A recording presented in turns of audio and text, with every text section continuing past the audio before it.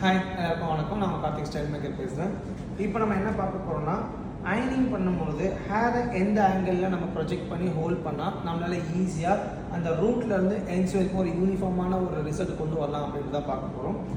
Most of the hairdresser just அயனிங் ஸ்டைலிங்காக பண்ணாலும் சரி, இல்லை ஸ்ட்ரைட்னிங்க்கு அப்புறம் நம்ம எப்படி ஃபஸ்ட் ஸ்கின்க்கு அப்புறம் மெயினாக அந்த அயனிங் பண்ணுறோமோ அந்த இடத்துல அவங்க எங்கே என்ன ப்ராப்ளம் ஃபேஸ் பண்ணுறாங்கன்னா, ஜஸ்ட் அயன் பண்ணும்போது அவங்களால ஈஸியாக மிட் டு வெயின்ஸ் நல்லா அழகாக டீப்பராக அயன் கொடுக்க முடியுது. பட் இந்த ரூட் கிட்ட ஒரு சின்ன லைன் ஒரு மாதிரி பெண்டு வருது. அதுக்கு என்ன காரணம் அப்படின்னு பார்த்தீங்கன்னா, அவங்க ஹேரை எப்பயுமே அயனிங் பண்ணும்பொழுது மேக்ஸிமம் அவங்களோட செக்ஷன் எடுத்ததுக்கப்புறம் அவங்க என்ன பண்ணுறாங்க, இந்த அயனிங் மிஷினை அந்த 45 டிகிரிக்கு மட்டுமே பிடிச்சிட்டு பண்ணும்போது இது என்ன ஆகுதுன்னா, இந்த ரூட் கிட்ட போகாது. பை மிஸ்டேக் அந்த ரூட் கிட்ட போச்சுன்னா அவங்களால பார்க்க முடியாமல் ஸ்கேல்பில் எங்கே ஹர்ட் ஆகிட போதுன்ற பயத்தினால என்ன பண்ணுவாங்க, ஜஸ்ட் ரூட் க்ளோஸ்டு போயிட்டு ஜஸ்ட் இங்கேருந்து இப்படியே முடிச்சுட்டு இப்படி வந்துடுவாங்க. இப்படி வரும்போது என்ன ஆகுனா, இந்த இடத்துல சின்ன லைன் வரும். இந்த லைன் வராமல் ஒரு ப்ராப்பரான அயனிங் எப்படி பண்ணலான்னா, வெரி சிம்பிள் டெக்னிக்ஸ் தான். நீங்கள் என்ன செக்ஷன்ஸ் எடுக்கிறீங்களோ, ஃபார் எக்ஸாம்பிள் நான் இங்கே நேப்புக்கு ரொம்ப க்ளோஸ்டாக இங்கே நான் அயனிங் பண்ண போகிறேன் அப்படின்னா, ஃபர்ஸ்ட் நம்ம கிளைண்ட்டை எக்ஸ்கியூஸ் கேட்டு அவங்கள கீழே பார்க்க சொல்லுங்கள்.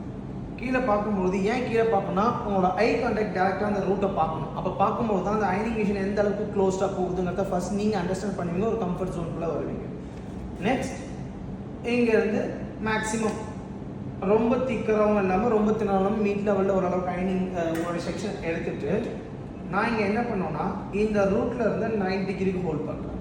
ஸோ இந்த ரூட்டில் வந்து 90 டிகிரிக்கு ஹோல்ட் பண்ணும்போது என்ன ஆகுதுன்னா, எனக்கு மேலேயும் சரி கீழேயும் சரி ஒரு பேலன்ஸ்டான பிளேஸ் கிடைக்குது.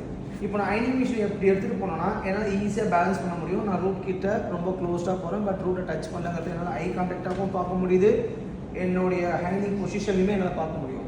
பை மிஸ்டேக் நான் எப்பயுமே 45 டிகிரியில் பிடிக்கும்போது இது என்ன ஆகும், இந்த down part close to scalp கிட்ட இருக்குது, இதனால ஓப்பனாக ஃப்ரீயாக இருக்குது.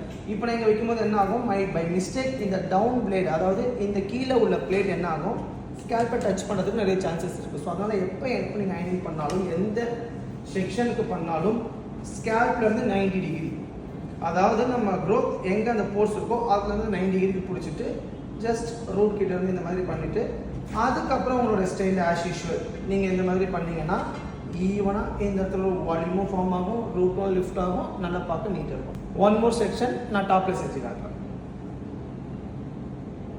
இப்போ டாப்புக்கு போக போக என்னோட ஐ கான்டாக்ட் ரொம்ப ஈஸியாக இருக்கும். அதனால என்னோட கிளைண்ட் என்ன பண்ணுறேன், ஸ்ட்ரைட்டாக வச்சுருக்கேன். இப்போ இந்த இடத்துல நம்ம செக்ஷன் எடுக்கிறோம். இப்போ இந்த இடத்துல ஒரு செக்ஷன் எடுத்துட்டோம். இப்போ இந்த இடத்துல நான் ஒர்க் பண்ண போது என்ன பண்ணணும்னு பார்த்தீங்கன்னா, எஸ் அகெயின் என்னுடைய செக்ஷனை ரொம்ப திக்காகவும் தின்னாகவும் இல்லாமல் தேவையான அளவுக்கு எடுத்துகிட்டு இப்போ இந்த இடத்துல மோஸ்ட் ஆஃப் த பீப்புள் இப்படி பண்ணுவாங்க. ஆக்சுவலி இப்படி பண்ணக்கூடாது. இங்கே நான் எப்படி பண்ணுவேன்னா, இங்கேருந்து இதுதான் என்னோட ஸ்கேல்ப் லைன். இப்போது எந்த பொசிஷனும் வச்சுக்கலாம், இந்த பொசிஷன்லையும் வச்சுக்கலாம். ஏன் இந்த பொசிஷனில் வச்சுக்கலாம், பை சான்ஸ் நீங்கள் கொஞ்சம் ஷார்ட்டராக இருக்கீங்க, கிளைண்ட் ரொம்ப ஹைட்டாக இருக்காங்க, சேர் பேலன்ஸ் பண்ணிங்க ஹைட்டாக இருக்காங்கன்னா நமக்கு இந்த மாதிரி பண்ணும்போது கொஞ்சம் அன்கம்ஃபர்டபுளாக ஃபீல் ஆகும். ஸோ அந்த டைமில் நீங்கள் என்ன பண்ணால், கரெக்டாக உங்களோட ஐ கான்டாக்ட் இங்கே வச்சுட்டு ஸ்கேல்ப்லேருந்து 90 டிகிரி இந்த மாதிரி முடிச்சதுக்கப்புறம் உங்களோட நார்மல் அயனிங் நீங்கள் ஸ்டார்ட் பண்ணிக்கலாம். ஸோ எப்போ பண்ணாலுமே ஸ்கேல்ப் டு 90 பண்ணும்பொழுது உங்களால் ஈஸியாக ரூட்டை ஹர்ட் பண்ணாமல் ரூட்லேருந்து ஃப்ரம் த எண்ட்ஸ் வரைக்கும் ஈஸியாக ஒரு யூனிஃபார்மான ரிசல்ட் கொடுக்கலாம்.